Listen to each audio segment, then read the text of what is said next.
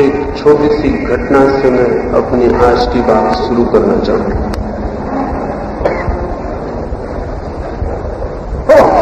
एक रात एक पहाड़ी सराय में मुझे ठहरने का मौका मिला था। उस रात एक बड़ी अजीब घटना घट गई थी।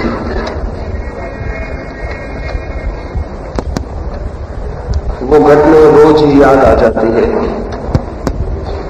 क्योंकि रोज ही उस घटना से मिलते जुलते लोगों के दर्शन हो जाते।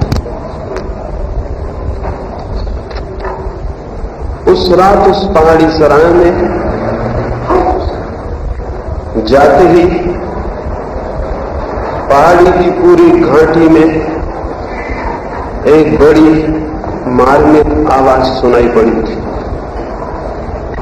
कोई बहुत ही दर्द भरे स्वरों में कुछ पुकार रहा था, लेकिन निकट जाके मालूम पड़ा वो कोई आदमी न था, वो सराय के मालिक का तोता था।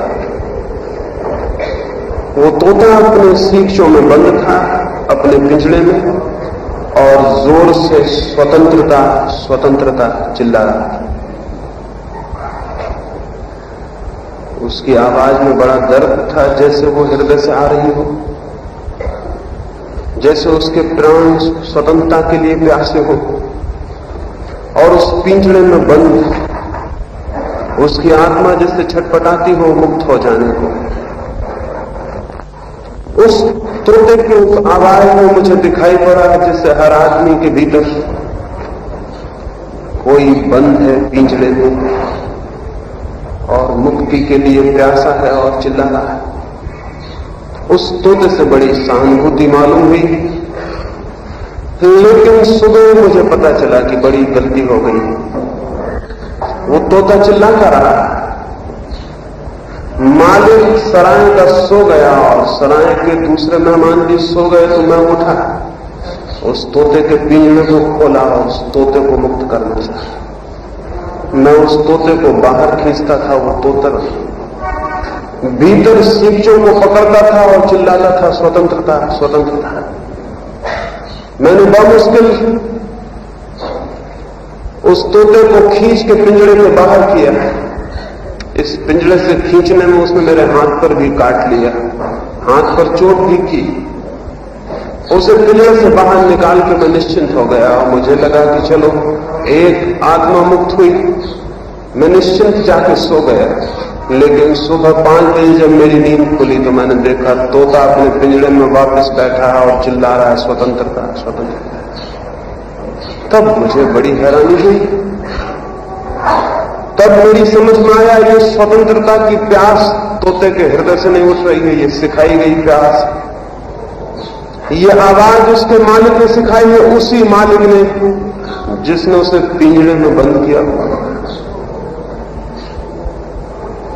और ये तोता पिंजरे को भी पकड़े हुए छोड़ने भी नहीं चाहता और स्वतंत्रता की आवाज भी दिए चला जाता। फिर वो बात भूल जानी चाहिए थी, वो बात बहुत दिन हो गई बीते हुए, लेकिन रोज मुझे ऐसे आदमी मिल जाते हैं जो चिल्लाते हैं स्वतंत्रता चाहिए, मुक्ति चाहिए, परमात्मा चाहिए, और मैं उनको गौर से देखता हूं तो पाता हूं वो अपने पिंजरों को पकड़े हुए, और अगर उनको निकालने की कोशिश करो तो तोते की भांति वो भी हमला करते हैं, वो नाराज होते हैं। और अगर उन्हें जबरदस्ती कोई निकाल के बाहर भी कर दे तो बाहर वे हो भी नहीं पाते, थोड़ी देर में फिर भीतर दिखाई पड़ते हैं। वे लोग जो स्वतंत्र होना चाहते हैं, वे लोग ही अपने हाथ से अपने पिंजरे बनाए हुए हैं, अपने हाथ से अपनी जंजीरें निर्माण कर रहे हैं। वे लोग जो मुक्ति के आकाश में उड़ना चाहते हैं, उन्हें मैं आदमियों के द्वारा बनाए गए मंदिरों में बंद देखता हूं। वे लोग जो मोक्ष की कामना करते हैं, आदमी के द्वारा निर्मित किताबों में उन्हें बंद देखता हूं। वे लोग जो स्वतंत्रता की प्यास की गुहार मचाते हैं, वो मैं देखता हूं उनके हजार हजार परतंत्रताओं में उन्होंने खुद अपने को बांध लिया।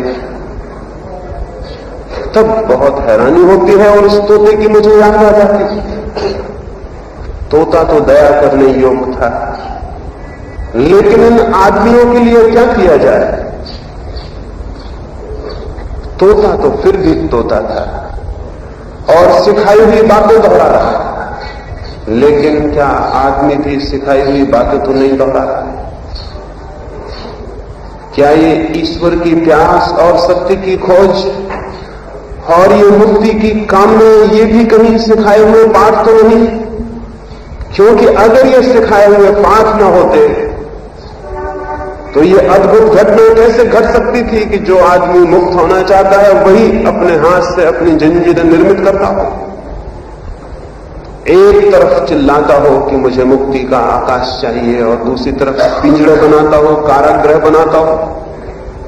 ये एक ही आदमी के द्वारा कैसे संभव हो सकता था? लेकिन ये आश्चर्यजनक घटना हम सबके जीवन में घट रही है। शायद कारण ये हो सकता है कि जिन बातों को हम स्वतंत्रता के लिए मार्ग समझ रहे हैं वे ही बातें पिंजड़ा बन जाती हों और हमें इसका पता न हो। शायद जिन बातों को हम मुक्ति की सीढ़ी समझते हो वही हमें अमुक्ति में ले जाने का द्वार बन जाता हो और हमें इसका बोध न हो। इस संबंध में थोड़ी सी आज मुझे बात करनी है। शायद उस तरफ कुछ इशारे करने से हमें अपनी प्रबंधताएं और कारागृह दिखाई पड़ जाएं। और बड़े रहस्य की बात यह है कि उनका दिखाई पड़ जाना ही उनसे मुक्त हो जाना हो जाता है। उनके लिए कुछ और नहीं करना पड़ता। इसके पहले कि मैं ये चर्चा मैं भीतर चलूं, एक और छोटी कहानी कहूंगा। एक और